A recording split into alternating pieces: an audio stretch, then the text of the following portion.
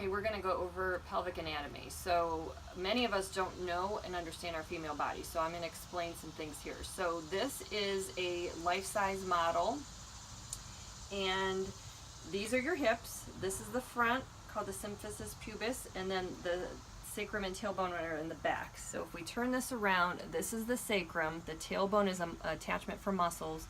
This segment right here is the lumbar spine where it hits the sacrum. And this needs to be mobile, and it needs to move when we extend and flex our back. The problem is this gets twisted because there's a muscle here that pulls on it called the piriformis that's under your glutes. So that's what I call a second string muscle. So your first string team is your core and your glutes. The second string muscles are the muscles that are trying to hold you together in the absence of your core working correctly.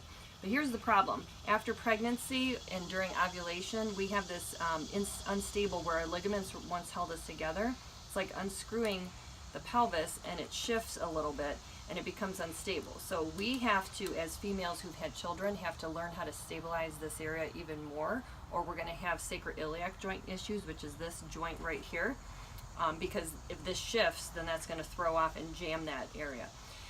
The muscles of the pelvic floor go from the tailbone to the pubic bone. It's the pink muscle, and it crosses all three openings, the rectum, the vagina, and the urethra. So it has the impact on all three systems, the urinary system, the reproductive system, and the bowel as well. And then the hips, which is this red muscle in here, this is the side of the pelvis, or the pelvic floor. So the pelvic floor attaches front to back to bone. On the side it attaches into the hip. So if you have tight hips, that's going to be a problem for your pelvic floor. You want to get this would be a hammock. So imagine if we took the end of a hammock and we pulled it, okay? That would lift up the hammock. So ideally, this is what we want your hips to do for you. So we want your hips to lift up your pelvic floor.